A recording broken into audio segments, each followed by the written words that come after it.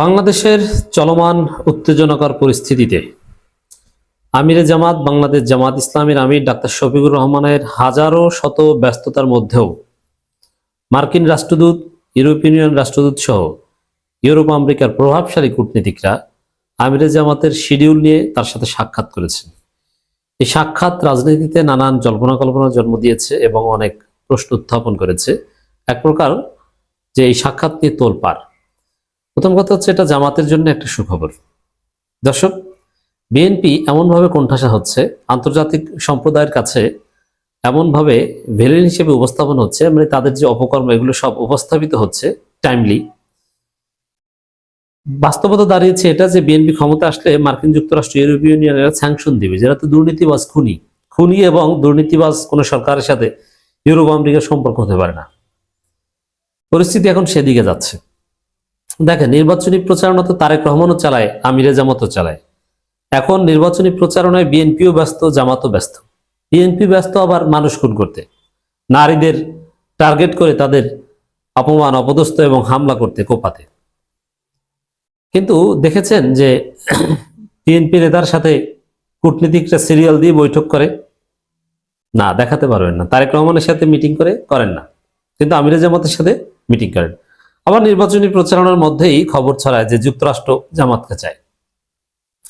নির্বাচনী প্রচারণার মধ্যে যুক্তরাষ্ট্র এবং ইউরোপীয় ইউনিয়নের রাষ্ট্রদূতদের আমিরে জামাতের সাথে শিডিউল নিয়ে বৈঠক করার মধ্য দিয়ে স্পষ্ট ইঙ্গিত যে ইউরোপ আমেরিকা জামাতকে ক্ষমতায় চায়।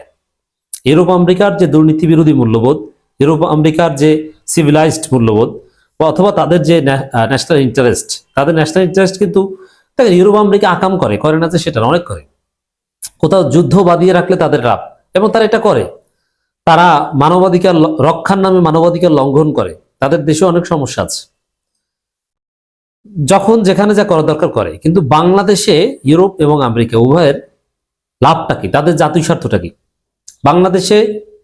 বাংলাদেশ যদি স্থিতিশীল থাকে, এইটাই হচ্ছে ইউরোপ আমেরিকার লাভ। কারণ এখানে দক্ষিণ এশিয়ায় তারা কোনো যুদ্ধ করছে না। এখানে চীনের সাথে একটা ট্রেড কম্পিটিশন আছে যুক্তরাষ্ট্রের, এমনকি ইউরোপিয়ান ইউনিয়নেরও আছে। এই জায়গায় বাংলাদেশ যদি স্থিতিশীল থাকে, বাংলাদেশে যদি তারা নিরাপদ মনে করে ইনভেস্ট করতে পারে, ব্যবসা বাণিজ্য বাংলাদেশের সাথে ভালোভাবে চলে, এইটাই হচ্ছে তাদের ন্যাশনাল ইন্টারেস্ট।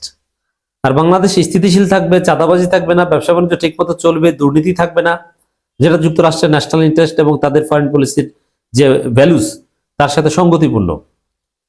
এটা তো জামাত ক্ষমতা আসলে সম্ভব, এটা হু ডাজন্ট নো, সবাই জানে। অতএব অনিবার্যভাবেই যুক্তরাজ্য তাদের স্বার্থেই জামাতকে ক্ষমতায় চাইছে।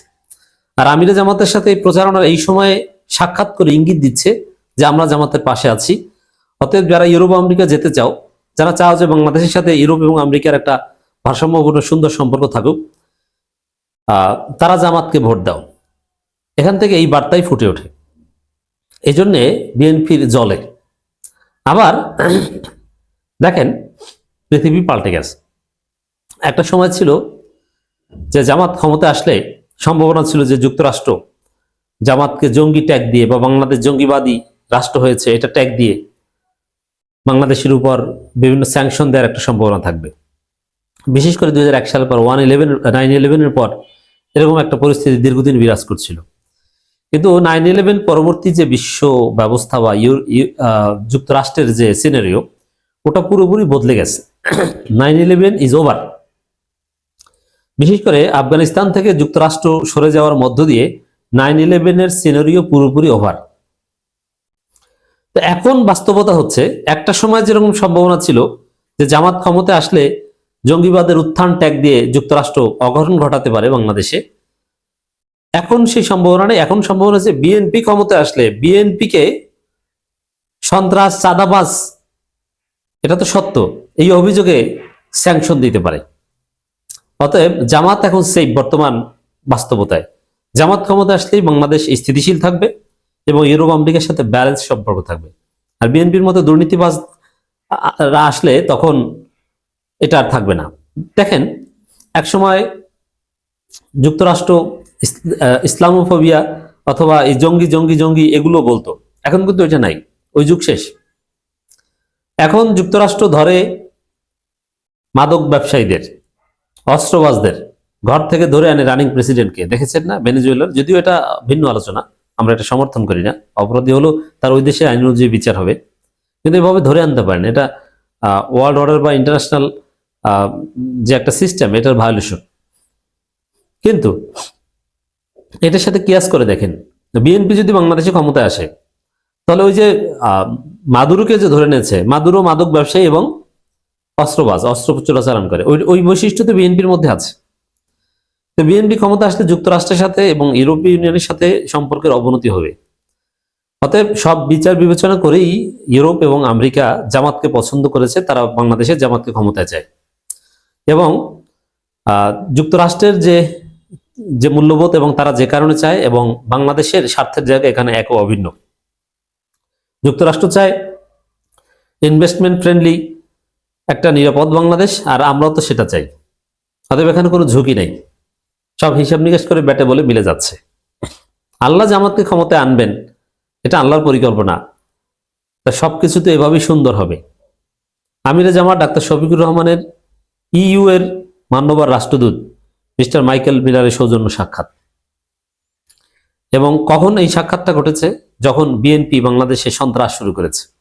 এবং ডেফিনেটলি ইউরোপীয় ইউনিয়নের কাছে আমিরে জামাত বিএনপির যে সন্ত্রাস এবং রাজনৈতিক দলের গুরুত্বপূর্ণ নেতাকে পরিকল্পিতভাবে হত্যা করা, যে হত্যার এবং জঙ্গিবাদী রাজনীতি তারেকের, এটা ডেফিনেটলি আমিরে জামাত ইউরোপীয় ইউনিয়নকে ইনফর্ম করেছেন, এতে কোনো সন্দেহ নেই। এখানে বিভিন্ন বিষয়ে মত বিনিময় করেন, বাংলাদেশের ভবিষ্যৎ প্ল্যান ট্রান নিয়ে, কিভাবে দেশটি চলবে এবং সম্পর্ক চলবে, এগুলো নিয়ে আগেভাগেই কথা বলছেন। দর্শক, এর আগের খবর, আমিরে জামাতের সঙ্গে যুক্তরাষ্ট্রের ঢাকাস্থ রাষ্ট্রদূত সৌজন্য সাক্ষাৎ। মার্কিন রাষ্ট্রদূত নির্বাচনী প্রচারণার মধ্যে আমিরে জামাতের সাথে সাক্ষাৎ করেন, তাদের বার্তা ক্লিয়ার। চীন তো আগেই, চীন কমপক্ষে 1 বছর আগে, 1 বছর 5-6 দিন হয়েছে, তার মানে 370-71 দিন আগে জামাতকে পছন্দ করে সিদ্ধান্ত নিয়েছিল চীন যে ভারতের সাথে বাংলাদেশের যে ভারতের সাথে চীনের যে কম্পিটিশন বাংলাদেশ পার্সপেক্টিভে, এই জায়গা থেকে চীন জামাতকে রাষ্ট্র ক্ষমতায় চায়, যদি জনগণ জামাতকে ভোট দেয়, এটা তাদের প্রত্যাশা, তাদের কোনো আপত্তি নেই। এটা 370-71 দিন আগে এটা ফাইনালাইজড হয়েছিল। ভারতের প্রজাতন্ত্র দিবস যেদিন হয়েছিল, এটা সম্ভবত 4-5 দিন আগে হয়েছে।